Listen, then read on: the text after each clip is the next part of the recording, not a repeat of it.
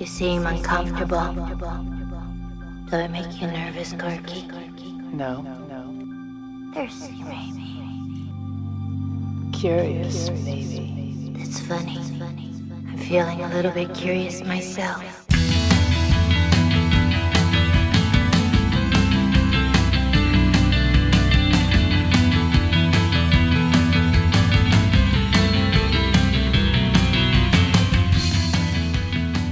Forgive me, Father. Here are my sins.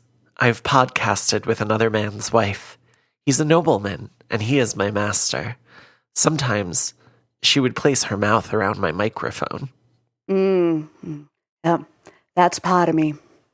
Welcome to Pleasers And Punishers. where we talk about movies that people love to watch. Movies that ruin your today, tomorrow, and yesterday. And all things kinky and queer. I'm Caitlyn of the North. And I'm May, it's a turnip, Schultz. And today we're discussing how one of you little sluts thinks he's quite the jester. And it's me! Yes, we're talking The Little Hours from 2017, written and directed by Jeff Baena. Definitely R.I.P., like, big... I can't believe that was in January. Yeah, January 3rd. I had no idea he had died, and I found that out when I was looking up stuff about the movie, and I was like, oh no. I guess in the positive, we did get some amazing movies from him, such as The Little Hours, starring Allison Brie, Aubrey Plaza, Caitlyn Cucci, and Dave Franco. One time when Joe Swanberg was making his Netflix show Easy, and I lived across the street from him still, they were filming an episode and they were doing stuff outside, and I look out my window and Kate McCucci's standing in front of my apartment, and it took a lot for me to not run down there and be like, I love you, Kate McCucci, Just scream. I fucking love her. Anyway. Opening. And what an MVP in this movie, let's just say. So that leads me to my first question. Have you ever attempted to cast a love spell? Oh. I'm trying to think of a love spell. I do a lot of protection and banishing. I don't typically do curses. That requires a lot of work and blood. Love spells. I always find love spells, that can be a little morally gray area there. A little icky trying to do a love spell, but as everyone should know, vengeance. Let's do it. Let's go. I kind of love that. I have personally never tried to cast a love spell, but I am almost certain that I had a love spell cast on me once. Oh. In junior high, I was friends with these two sisters, Arden and Andrea.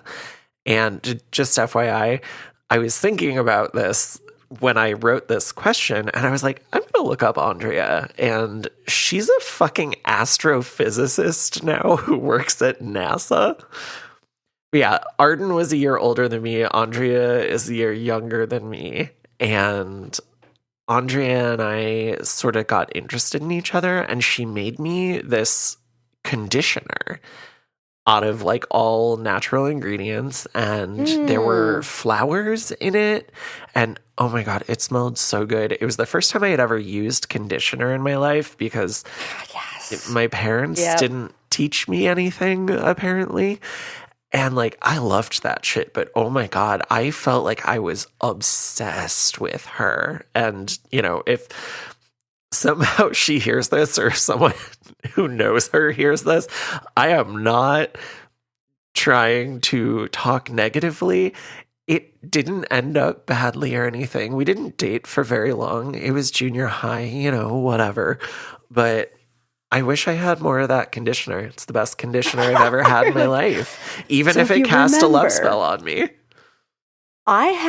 This is not a love spell. So I had a friend who was him and his roommate were getting kicked out of their home. It was there's this whole thing. Money had gone missing, blah, blah, blah. So anyway, the roommate ends up putting a totem, but he put it in a third roommate's room. Oops. Who is Catholic. Oops. Who found the totem and freaked the fuck out. Understandable. We couldn't mention each other's names to each other for a very long time. It was didn't want to bring up any bad shit. That's hilarious and delightful. And but Fred KJ was just like, it wasn't for him. It's for the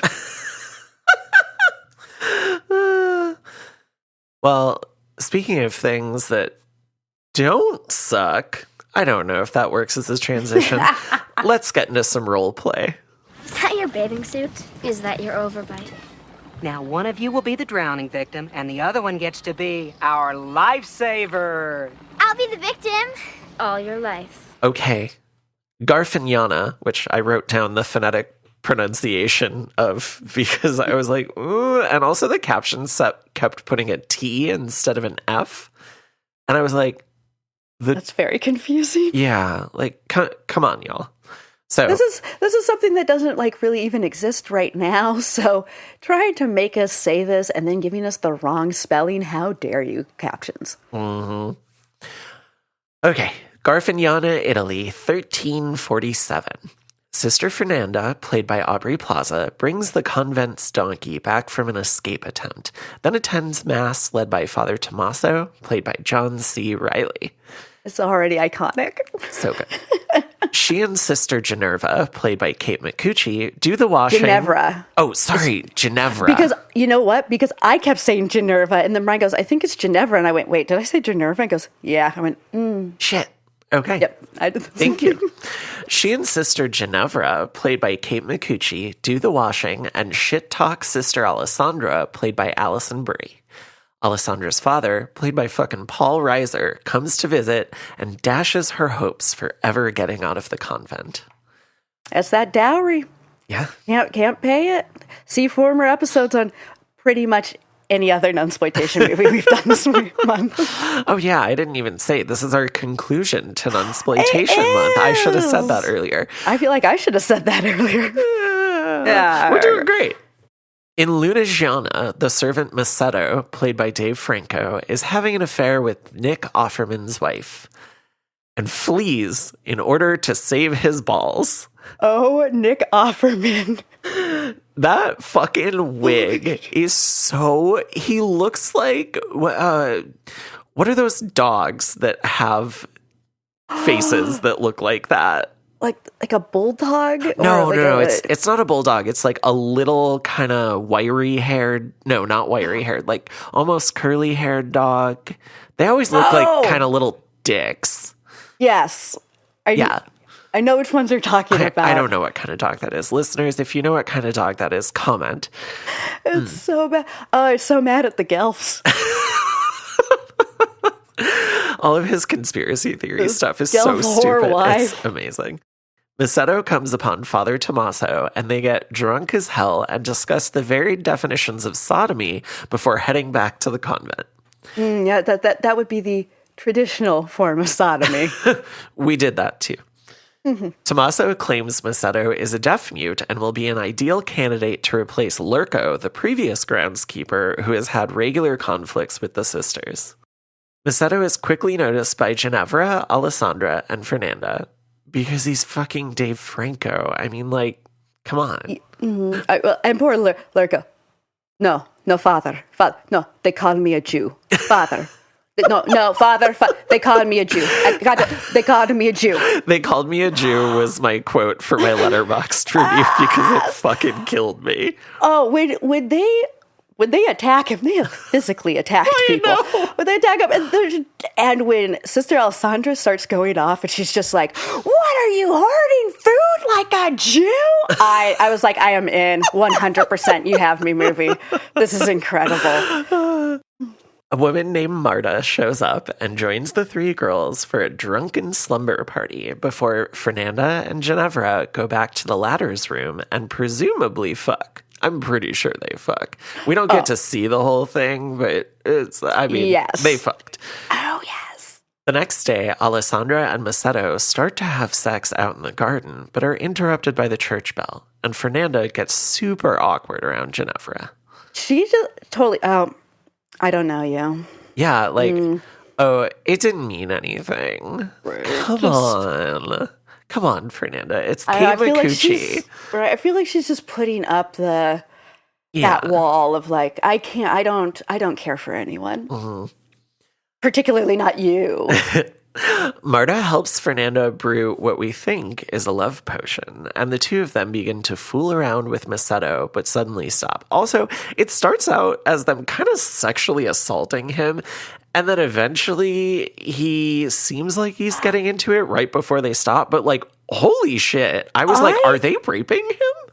I always read it as he was at first worried that they were going to hurt him, and then when he was like, oh, it's sex, woo! Oh. That's how what I always thought it was. Like, he was worried because again, he knows that they've attacked people. Yeah, she had tried to attack him earlier with that axe. Yeah, that's true. So she comes in and he's like, oh no!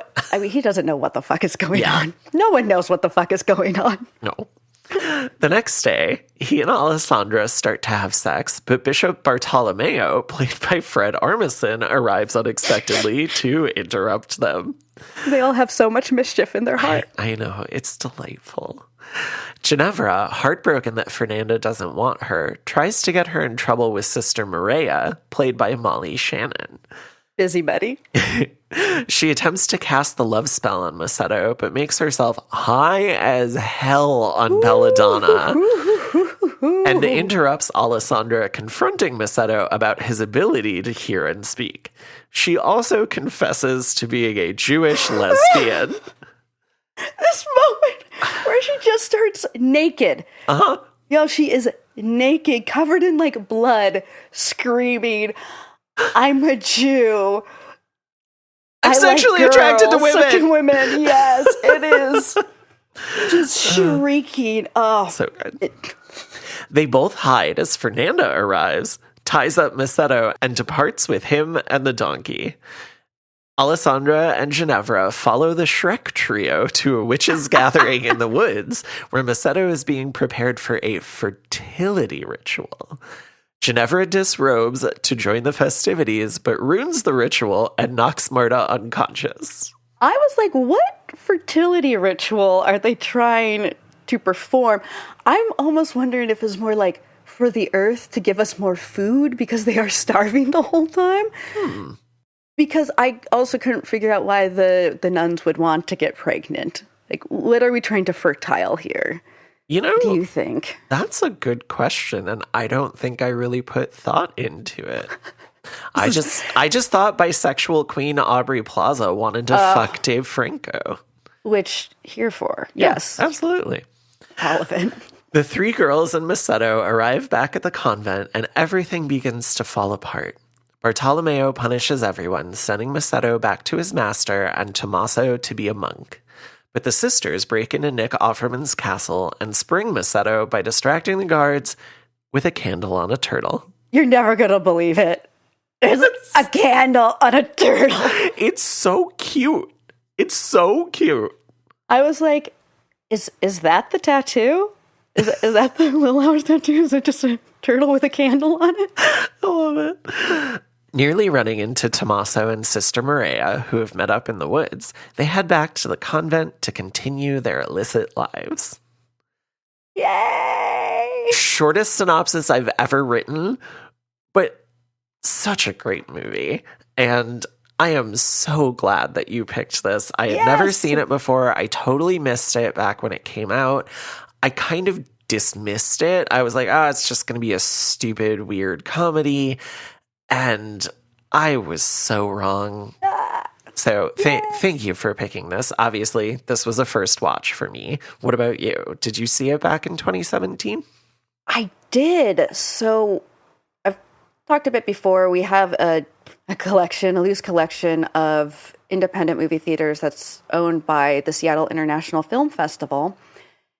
And I was going to see a lot of movies in the theater 2016, 2017, and just happened to be at one of the movies this was the trailer for, and I was like, wait, nuns, Aubrey Plaza, I am here. Yeah. Let's go. I was a fool. So Brian and I went to go see it. And I'm trying to, I feel like in the trailer, might have been the Red Band trailer, because as soon as they all started swearing, it's kind of that first, like, what the fuck? Why are you looking at us? Don't fucking look at us. And I'm like, we have to see this movie. Just had the best time, and it's probably one of Brian's favorite movies. Oh, that's amazing. I've brought this up. He doesn't particularly like to rewatch movies, but this movie and Booksmart, Booksmart's he pretty good. loves. And so we will rewatch them probably about once a year. Nice. Well, before we move on, tell me, Caitlyn, with which of these characters would you most like to lay? And we're talking the character, not just the actor. Right. I guess if we are talking the character, Jemima Kirk's witch. Yep, that's my answer too. Marta is Marta. She's the witchy woman who comes from the woods. She's kind of mysterious. She's not part of the convent. She's clearly at least partly in love with Fernanda. Yes. And I'm just like, oh, yes, you can seduce me and do whatever you want to me. She pretty much kind of is the one that has the shit most together. Mm-hmm. She knows what's going on, and she's just here kind of like making things happen. Yeah. And Kate Micucci is my runner-up because I love Kate Micucci. I've had a crush on her forever. There is something about her voice that is just like so soothing to me. And I know she's got like a very particular voice. And it's funny because if I close my eyes and I listen to her, I just hear Sadie from Steven Universe, the character that she voices on there. She's also Velma from Scooby-Doo. Correct. Yeah, in the last like 10 years or something. Yep. And she's so great as Velma. I love her. I was going to say, I'm going Aubrey Plaza. Long time crush on Aubrey one. Plaza in real life, like, 100%. Fernanda in this movie, she's a little too scary for me.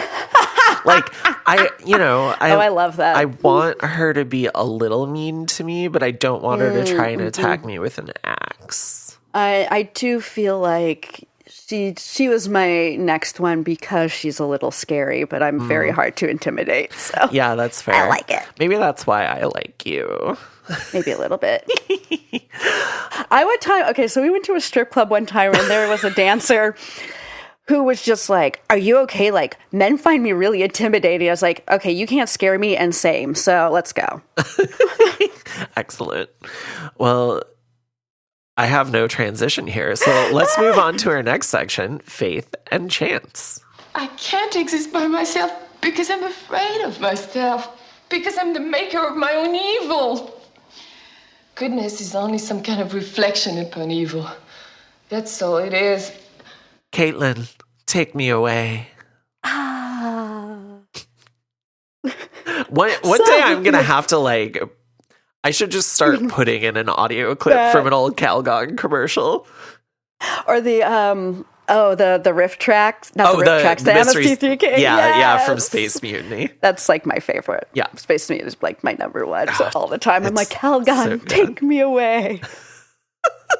All those railings. Anyway. So many railing deaths. I know. Where there's no railings in Italy in the 1300s.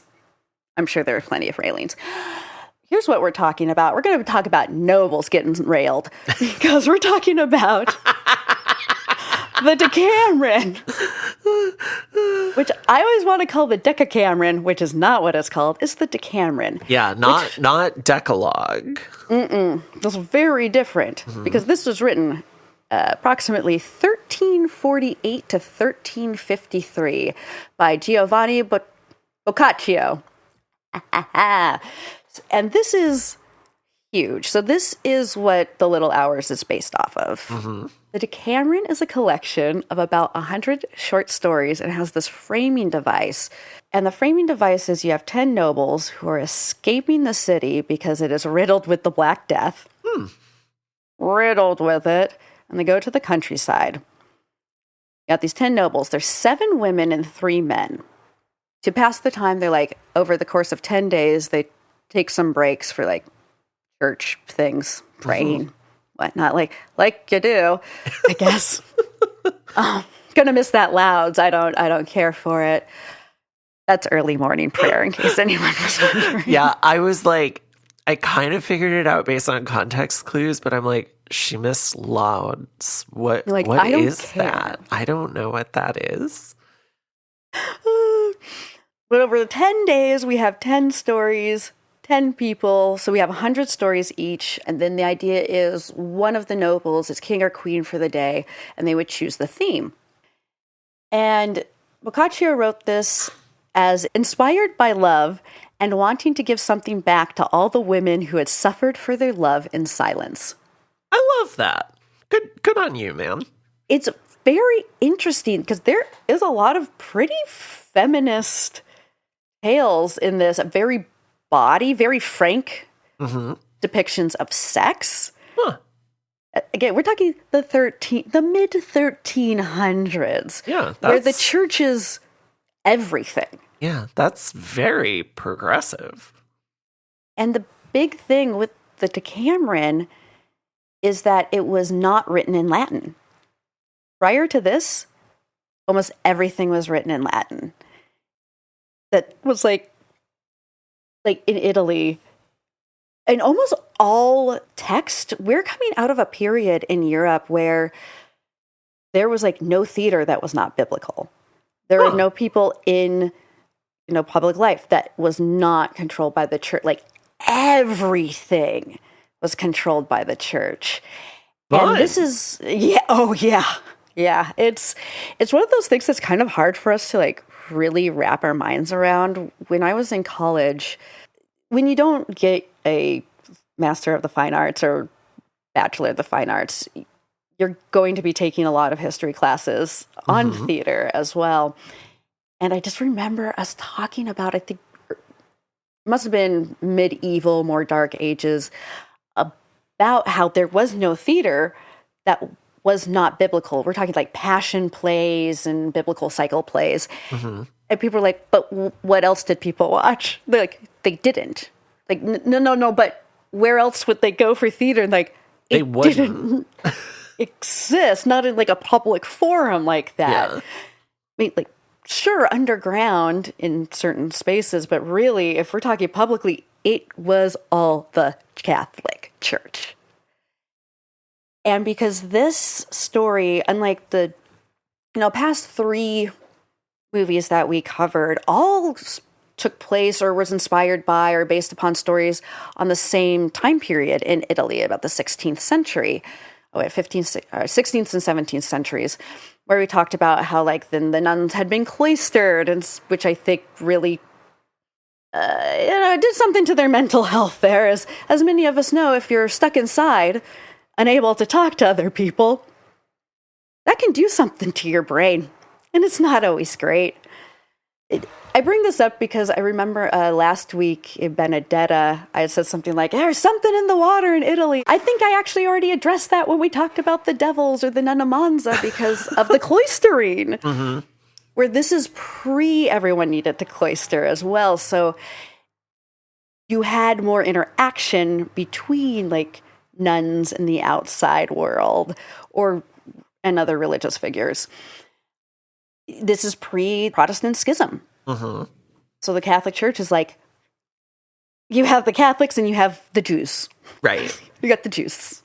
Come be a Jew. They got the Jews. They got the Jews.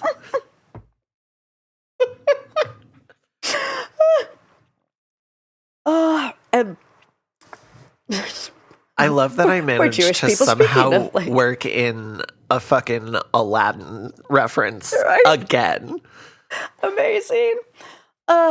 So this was huge. It was revolutionary. It was put out in vernacular Italian and was talking about, I'm going to say, everyday situations. Boccaccio was a noble. He was writing about people in a more elevated stratosphere, not very interested in, what the common people were really up to. It's very, very separate. Even more so than now, but No. Black Death also just completely changed Europe in general. You have 60% of Europe's population estimated to have died. We have, this is very important too, with how they had no food, because the generation that was coming of age basically during the Black Death and the plagues had already been weakened because there was a great famine. There was like a mini ice age in Europe previous to this. And so a bunch of them had like rickets and there was no food being grown. They're already having a famine, and then and then the Black Death rolls in. I think they said there was a 70% mortality rate with it. Holy shit. With the bubonic plague. I found out there's 3 different kinds of plagues. Oh? There's the bubonic plague. That's the one we're talking about, the Black Death, and you get it mostly from like touching people. Okay. It's not so much the droplets. Then there's the pneumonic plague, and that's the droplets. That's the one with Keanu Reeves where he's got a computer in his brain, right? Yes, Johnny Pneumonic Plague. I'm so stupid. You know what's well about that? And watching that movie will cause you a 70% chance of death from all the droplets. That was very funny because, okay, I thought it was funny because the plague doctors, the masks actually held like herbs and things in, because they thought the herbs would keep you from getting the bubonic plague. But since that's not actually done with the droplets, they were protecting themselves though by covering their bodies completely. And if someone had the pneumonic plague, then they couldn't get all splatted on. No. As we know, when I was watching some of these YouTube videos, yes, you better believe there were definitely references to COVID-19. Surprise! Okay, so what's the third plague? It's like a septic plague. Oh, fun. Yeah, so when it gets into your blood and then you die. Like Everyone loves sepsis. Very fast. Yes. Please watch out for yourself, everyone. Don't get sepsis. Also, don't get COVID. Oh, God. It can be so easy. Ooh, fun thing that I don't think is widely reported on yet, but they have found, and this is true, actually scientifically driven, but the allergy medicine Astapro, they have found if you take it prior to going out, it actually helps you fight off COVID-19.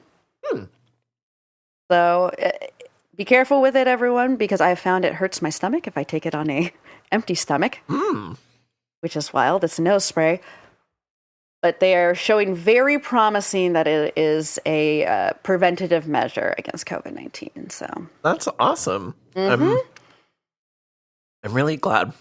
And the average lifespan of royalty during the Black Death was 17 years. 17 years.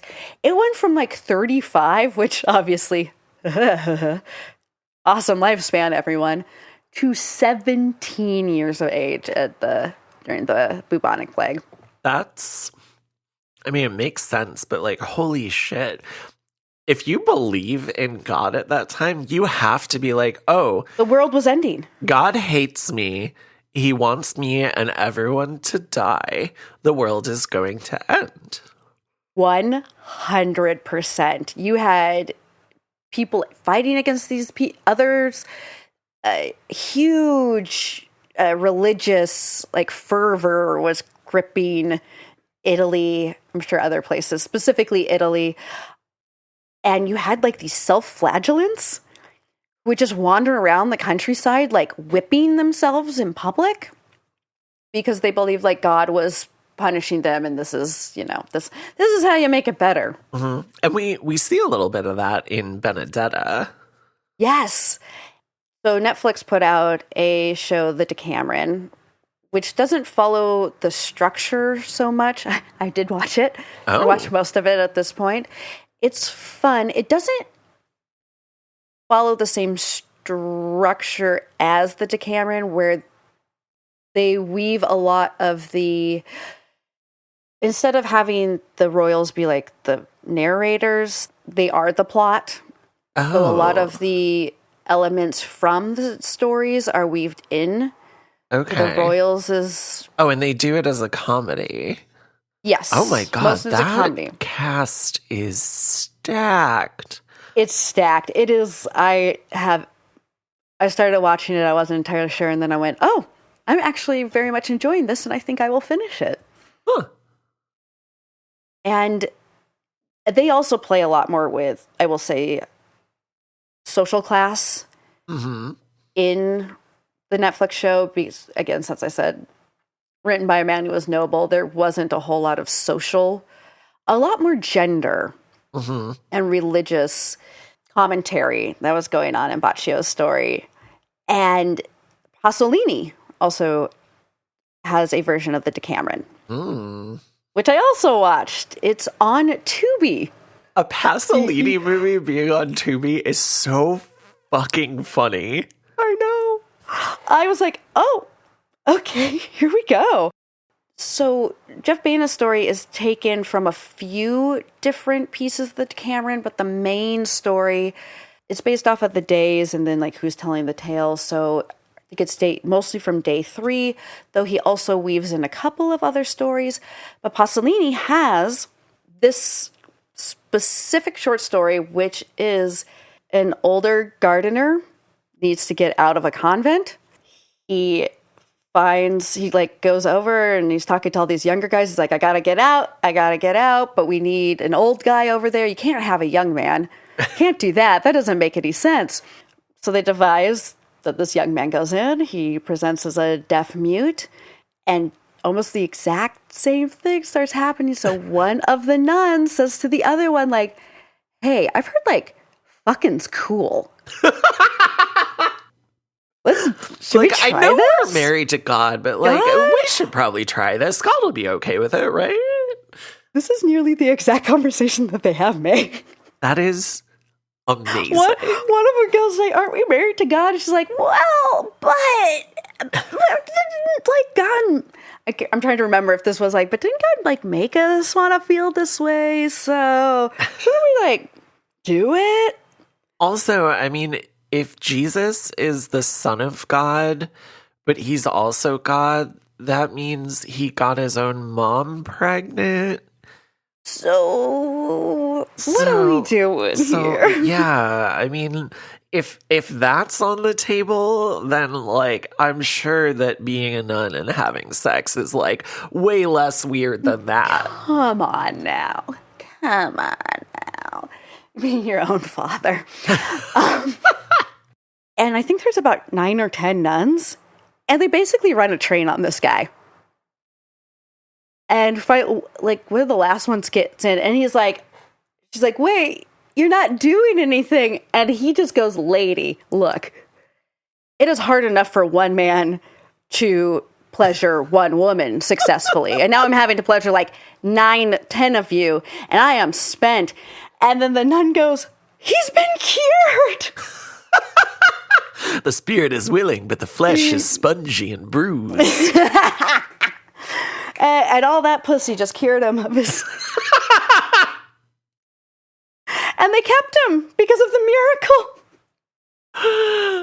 And it's one of the many stories in Mussolini's Decameron. As I said, a lot of sex. There's a lot of sex in it. It is very, very fun for the most. Some of it's very fun. Obviously, some of it is not. There are tragedies. There are also some queer, not just references, explicit. There is, I think, 2 stories. One of them, there is a woman who's like, my husband's a queer. Huh. And so he actually ends up taking a male lover, and she ends up taking a male lover.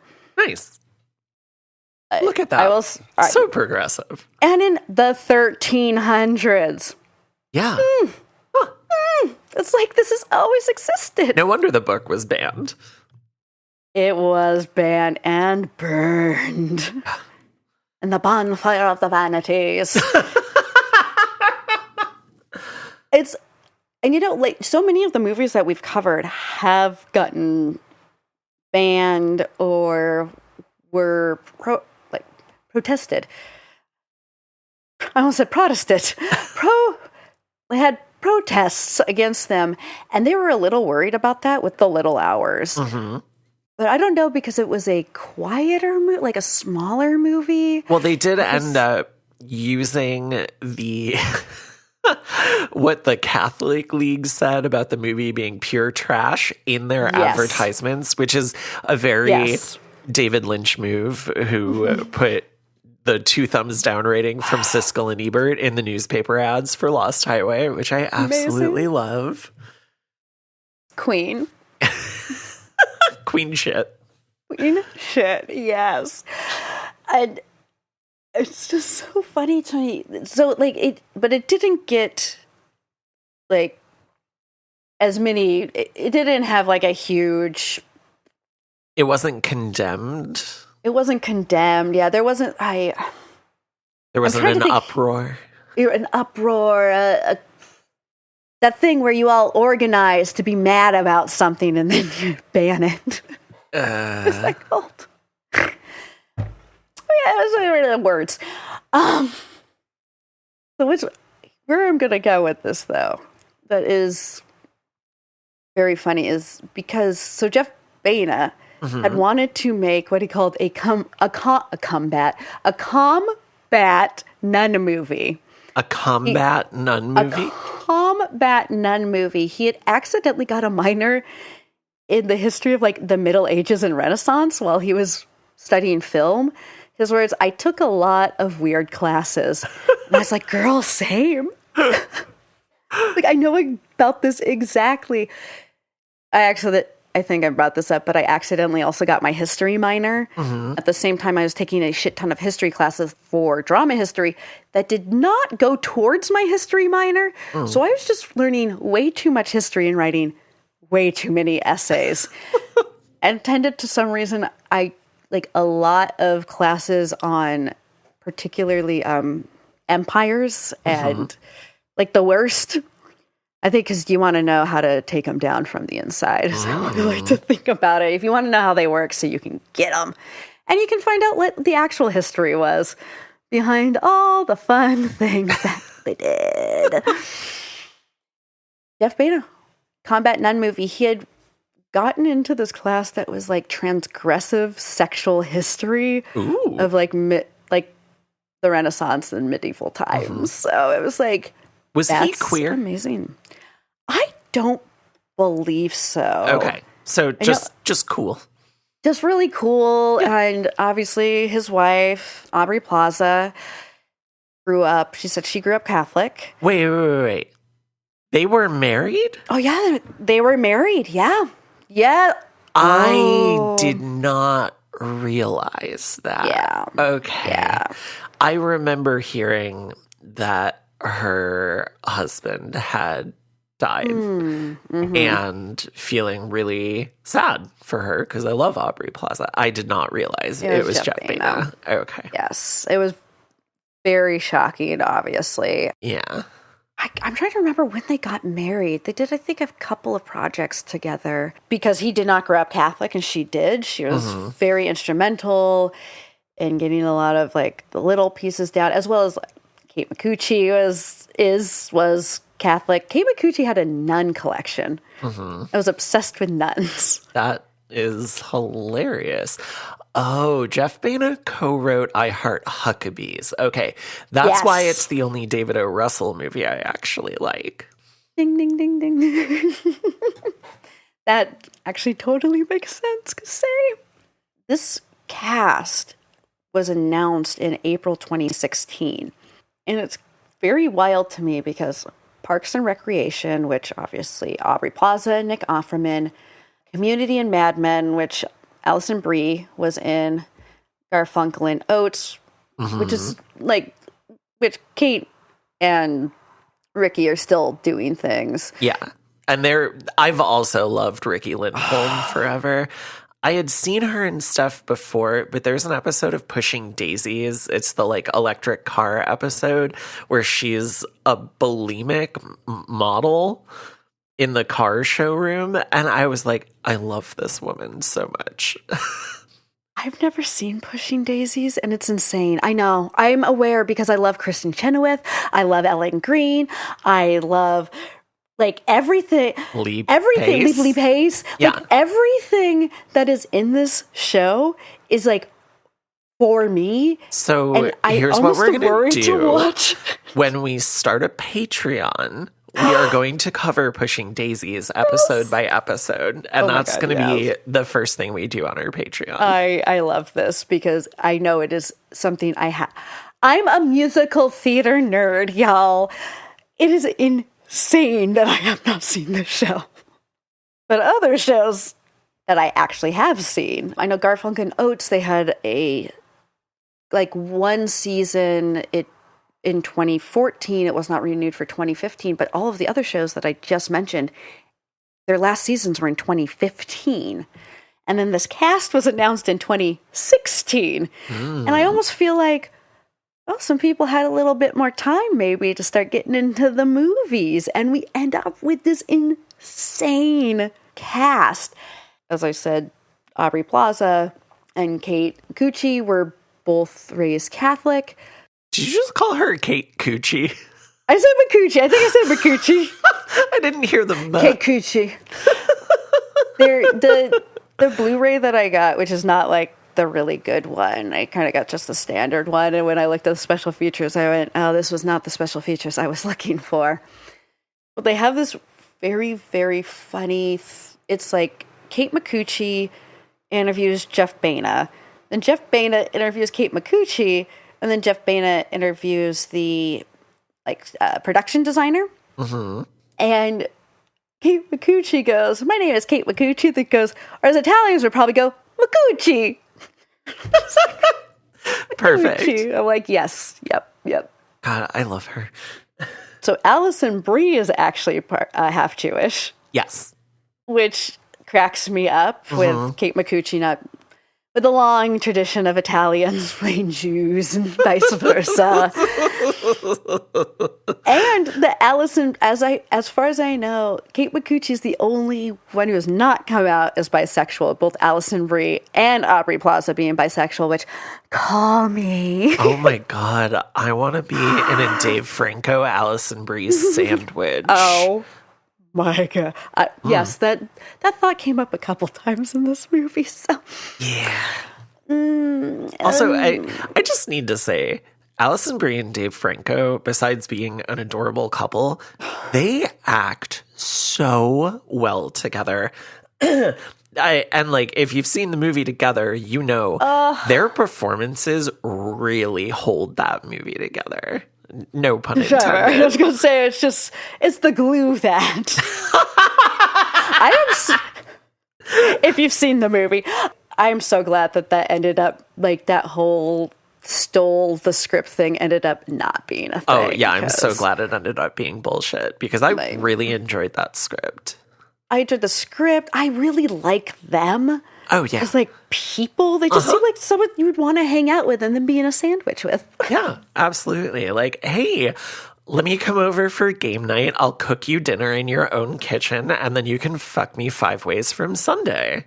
Yes, please. Is what I would normally say, but that sex drive, still nowhere to be found. That is, I just don't even, I know.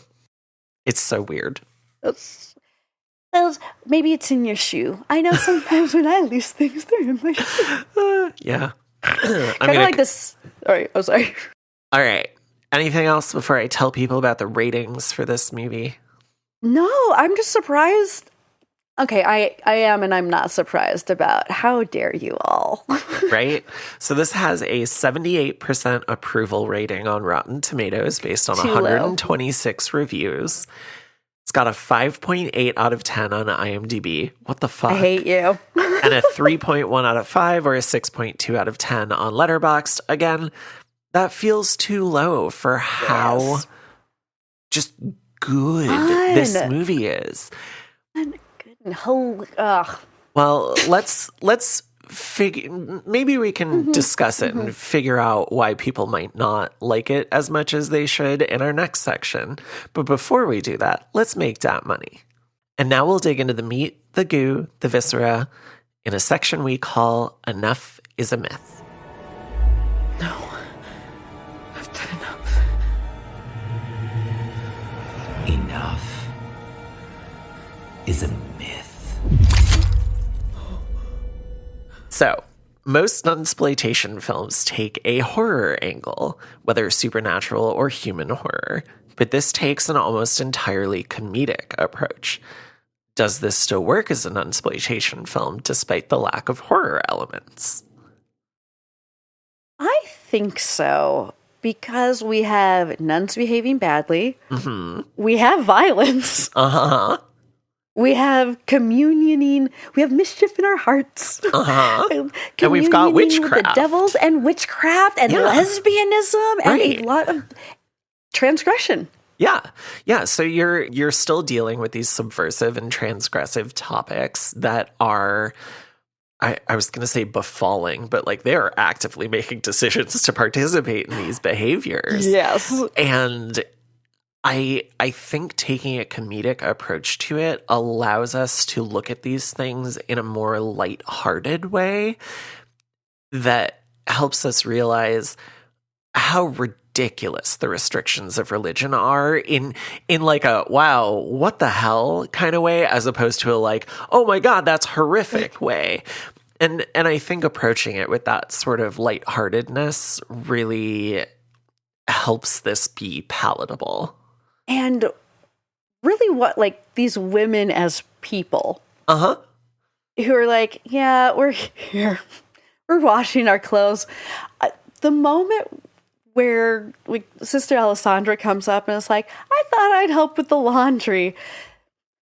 And Sister Ginevra is explaining how to do it. She's just like, well, you sound like you're really good at this, so I'm just going to leave this here with you, and I'm just going to go. It's so fucking funny. Like, their lives were kind of boring. Like, a lot of this, you're having to make your own fun. And that things like sex is something that the women would have wanted for the most part. That these are all very natural things, and keeping people away from each other and denying them a lot of the things that we feel, the pleasures that we should be feeling, is silly. Yeah, and we've talked about that a lot this month. The extreme restrictions that are placed on people in the name of religion are so damaging. They're so damaging. And so you have people who either act out or seek out these things in spite of what they're quote unquote supposed to be doing. It either frees people or destroys them. I was going to say, and sometimes you can seek those out in, kind of damaging ways. Right, exactly. Because when you make something so taboo and like so sinful, but again, it is something that you are naturally feeling, a lot is going to come up. I feel like drama, but I accidentally took a set design class. I thought I was taking sound design. Ended up as set design, which was really bad because I don't have like any concept of how tall or like dimensions of things. So I really did not want to be in set design, but I just remember my teacher at one point, he was like talking about sinfulness, and he's like, and like chocolate. You really want chocolate, but it just like feels so sinful. I think afterwards I went up, I was like, are you Catholic? Were you raised Catholic? He's like, yeah. Chocolate, so sinful. So sinful. I mean, it kind of was considered sinful at one point. Because anything that gives you pleasure. Yeah, anything decadent that gives you pleasure is thought of sinful. And but as we were talking about as well, like Catholics then also having like a shit ton of children. And like there is the meaning of life, Monty Python, the sperm. What's the sperm song? Oh God, I haven't watched that movie since I was like 12. So there's a whole song, it's sperm. The Catholics, and they have like 15 million children, and they go to the Protestants being like, I don't know why they have so many kids. We've had children like every time we had sex, like that once. Catholics are thought to be very also passionate, spirited, and Protestants aren't. It's all very odd. Every sperm is sacred. There we go. Every sperm is sacred, which is why, you can't spill my seed on her back or on her bosom, but most of the time she would request that I spill my seed all over her face. I was fucking dying during that scene. And that actually brings me to my next question. The anachronistic nature of the dialogue in this film is a bold choice, especially given that it's largely improvised, bringing the film more in line with modern comedies. Do you think this choice serves the film, and what do you think it would be like with period-accurate dialogue? So, and I took this out because I was going to actually talk about this in the cultural context section. So this was a very specific choice that Baena made, since to be in like the spirit of the Decameron. I almost said Decameron again. Of the Decameron, since it wasn't written in Latin, it was written in vernacular. Right. So he wanted it to have that feeling of like lay speech, let's say. Right. Like these are just people like you and me. But also needed them to not roll in any like slang. To very much put it, it's like, oh, cool. There's none of that. I feel like the closest we get is with Sister Ginevra to fast for lunch. And he's like, no, don't take it on my suggestion. You have to feel the punishment. She's like, I could feel lunch. I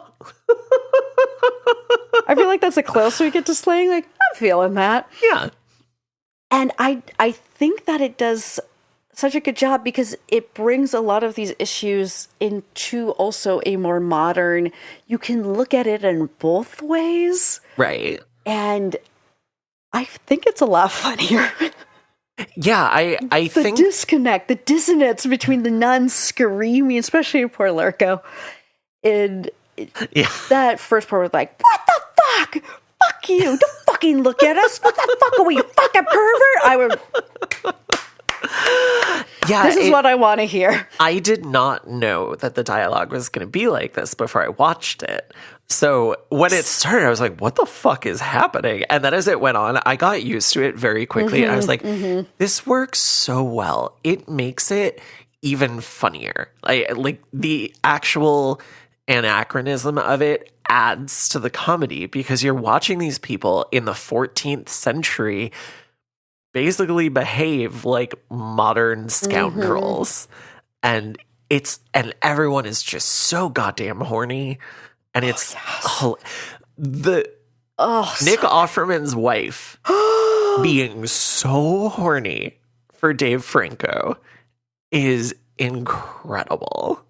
That moment when during the confession, this confession scene is so fucking incredible. They're all, both him and Father Tommaso are drunk, and he was just like, what if I put my mouth on her sex? And when he goes, well, why would you do that? I died. I shrieked. I was like, especially as we were talking about with Benedetta, where it's like, what use would a vagina have with another vagina? We have no idea. Why would you put your mouth on that? Because she liked it. Good. Yeah. I love it because she liked it. I also love that moment because you could kind of tell that Dave Franco was taken aback. That Elsie Riley asked him, well, why would you do that? And he's like, because he liked it. Yeah, I think having the dialogue be largely improvised also adds just like a human element to it. It makes the characters feel more relatable. And it's not quite to the level of mumblecore. Right.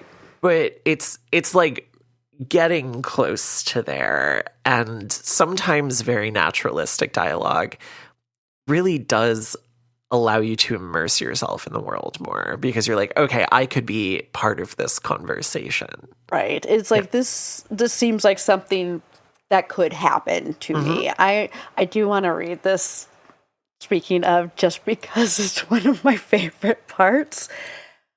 When Alison Brie comes in, or when Sister Alessandra comes in, And she's supposed to be she has to do extra embroidery because Father Tommaso got drunk and lost a bunch in the river. It's a whole thing. But she comes in. There's Matteo just sitting there, looking all cute like a button. She's like, she's like, hello. I broke this. Can you fix this? You've really kind eyes. Sorry to just spring this on you. It's because they just sprung this on me. You know, they asked me to double production of my embroidery out of nowhere, and I'm basically doing it alone. They told me they would give me help, and they just stuck me with this, like, shriveled up, comatose woman. And you know, I look at her and I see me. That's what I'm going to become. I'm going to just waste away here. This is not what I imagined for myself, you know, and that there's just no hope anywhere in the world. It's so sad and depressing. There's no hope for any of us. Yes, look at you. Look at you. You can't speak. You can't hear. It's not fair. And you're just stuck here with these bitches. And so am I. Bravo. I'm just like, yeah, I am just stuck here with these bitches. First of all, in case people didn't know, Caitlyn is a very good actor. That was expertly delivered. Thank you. Second of all, I love that speech, and I love all of the gags with the old lady who's supposed to be helping her, especially when she comes in the room as the two of them are starting to have sex, and then Dave Franco's like trying to hide under the bed. This lady notices nothing. Nothing. Absolutely nothing. And that's when he gets caught. That's like, oh shit. I'm like, You can talk? Well, speaking of things that are unexpected, the witch element in this took me completely by surprise, but it also feels in line with everything happening in the film. I wish we got more of this subplot. I didn't actually ask a question there. The question was, do you wish we got more of this subplot? I asked it by just answering. I wish we got more of this subplot. Yes. It's so fun. I acknowledge that if we got more of it, it might not feel as exciting or as novel, but just the ridiculousness of them doing this fertility ritual and then Ginevra showing up high as balls and just wanting to be a part of things and being like, hey, I'm a lesbian. I want to dance naked with all these hot witches. It's so cute. Yeah. Yes, I do wish we got more. I love how the witchcraft is very loosey-goosey in this moment as well. Like I said, fertility ritual. What am I trying to fertile? I can only imagine it's the ground because they are only having like one turnip. Yeah. So do you think they were going to sacrifice him, or do you think they were going to like fuck him and spill his seed on the ground? I get the feeling, because usually fertility rituals and blood, that feels like a Christian invention to me, but you definitely would use semen. They definitely needed a semen. Which is in the semen. If you've seen What We Do in the Shadows, you're aware. You're going to need your seed. They want to steal my semen. It's very... Fluids are powerful, everyone. That's all we can say. That's true. And I love that obviously belladonna specifically, because it's traditionally, yes, they would put like drops of belladonna in people's eyes to make your pupils bigger, so you have like doughier eyes. And belladonna is also like a very important piece of like the witch's salve, and which would be a flying ointment. Flying, which, you know, maybe not so much physically, but metaphysically, because it would be things like belladonna. A lot of deadly nightshades, basically. Yeah. Belladonna, henbane, datura. And everyone, do not take just deadly nightshades, they will kill you. Correct. What the witches would do, though, is you would make like flower essences, and things. So you would distill them and take some drops, or you would mix them into a salve. There is a woman up in Canada, Sarah Ann Lawless, who actually does a lot of like hedge witchery, which is more folkloric herbal practices, which also can go into like astral travel and lucid dreaming.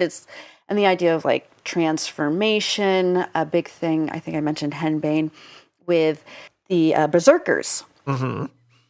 One of the ideas with the wolfwalkers are actually Irish, but in Viking culture with like the wolf warriors and the bear warriors, what the thought was that they would probably make a salve of like henbane and just cover themselves in it. So you're so like spiritually everywhere else. If you've seen The Northman, Robert Eggers is The Northman, that actually does play a part. Northman, not the Northman. Nope, the Northman. Northman. Eric Northman. I just started watching True Blood, so that's also happening. I'm like, oh, Eric Northman and the Northman? Northman and the Northman? Also, yes. I love that whether or not you believe in witchcraft being an effective practice, which I do, but it's like whether or not you believe witches were flying through the sky on broomsticks, they were getting high as fuck and having these metaphysical experiences in altered states. And it's just like, the idea of going out into the woods, hanging out with my girls and tripping balls, that sounds so fun. And it's like, yeah, of course the church didn't want women doing that because that's liberation and they get to enjoy themselves, and that's sinful, and God hates sin. Another, if anyone is interested in how to sin with plants, Welcome back to How to Sin with Plants. And today we're discussing belladonna. What's the best way to take it to just make that sex drive go whoop? I'm kidding, that's white. Wait, no, that's black henbane. Oh, okay, so maybe I need many some different of that. things.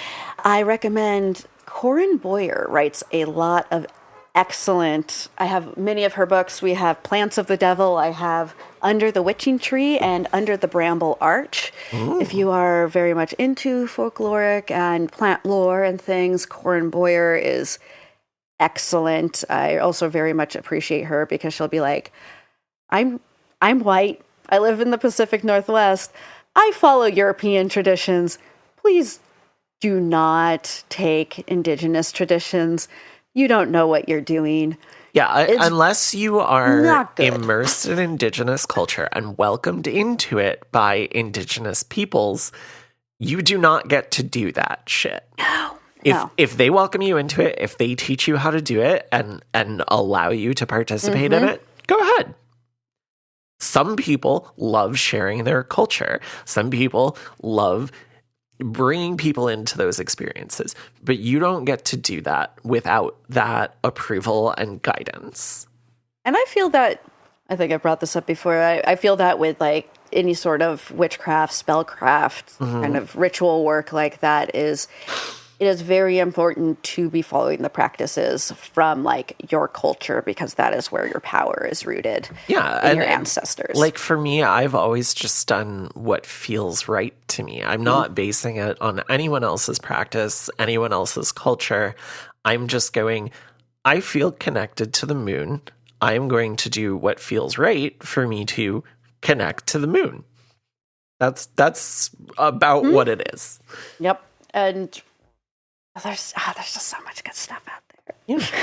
Well, speaking of good stuff, let's play a game. Hello. You don't know me, but I know you. I want to play a game. Okay, Caitlyn, what's our game this week? Okay. So, as we are wrapping up Nunsploitation November here, I am going to do a little memory recall with you. I am going to read you a few quotes and see if you can remember which movie they came from. I have autism, so this should probably be easy. I think you're going to do very well, especially with some of the ones that I picked. I was like, very good. We're all entitled to a sin. What's yours? Benedetta. Ding, ding, ding, ding, ding. I can't remember the name of the character, but it's the woman who ends up with like major breast cancer. Yes! With the wooden finger. Other great picks from that. No miracle occurs. No miracle occurs in bed, believe me. And, perfect. Jesus didn't mention you. Such a good line. Satan is ever ready to seduce us with sensual delights. I think that's from the other hell. Oh, no, I'm wrong. Shit. Oh, no, that's from the devils. Yes! Okay. Yeah, I know. I was like, obviously I want to get ones that aren't like completely obvious. Yeah. Like, there was one about the walls of the city. I'm like, okay, we know. Yeah. Save your dictatorial methods for your unfortunate nuns. The other hell. Yes! I know I sent that one to you, but it's so funny. It's so good. I'm outside your jurisdiction. I love how much of a bitch he is to Mother Superior in that, and she's a bitch right back. It's delightful. Yes. And then everything from the Little Hours I already read off because I wanted to say it anyways. Excellent. Not even baptized? That should have been it. I should have been like, what's it? Not being baptized. That's what makes you what you are, not baptized. Well, before we wrap up, do you have any final thoughts? This is just a fun movie with filthy nuns being violent and rude, and they're all going against the church, and I love it. I think my favorite part of this movie is when Marta is helping Fernanda with the belladonna spell. Oh my god. And after she breaks her finger, Marta sucks her blood and then puts her blood on her own cheeks to give her some blush. And I'm just like, yes, I was like, oh, yes, please. And then Sister Ginevra just... Oh, yeah. Cuts her whole palm, rubs her blood all over herself after drinking the belladonna. Like, girl, you're way too much. Too much. You did too much. This is why you always need guidance for things like this. Yeah, she was fucking with things that she didn't know, and look what happens. One of the, I think, funniest scenes, though, for me personally, I have ever seen in a movie. I still just lose it to this day watching that scene. I've seen it so many times. It's such a brilliant piece of comedy. Like, Kate Micucci just throws herself so far into it. Again, just getting completely naked in that merkin and blood all over her face, looking crazed, screaming. And it's just like, this is the kind of performance I would love to get. Like, this is brilliant. It's so no fun. notes. I think my last thing is I really like the score in this. I think it serves the movie really well, and it's a nice mix of styles, and I really enjoyed it. I think this is a great movie, a great comedy, and for people with senses of humor like you and I, it lines up so beautifully. Yes. Feminist nuns! Woo! All right. Let's move into our last category and wrap up with what awaits you next time. Don't you see? He's got us now. Okay, this is exactly what he wants. We can't go to the police. Not now. He's made sure of that. He's just out there and he's watching us and waiting. What are you waiting for, huh? What are you waiting for? That brings us to the end of our episode. Thanks so much for joining us on this journey, fellow travelers. If you like what you hear, please leave us a rating and review wherever you can, because it helps more people find the show, and it makes us all tingly inside. We have not been getting a lot of comments or emails. I don't know if we've been getting stuff on Instagram, because I don't have access to that. That's me. I run the Instagram, and what I am saying is not as many as I would like. but I like the ones we get. Okay, good.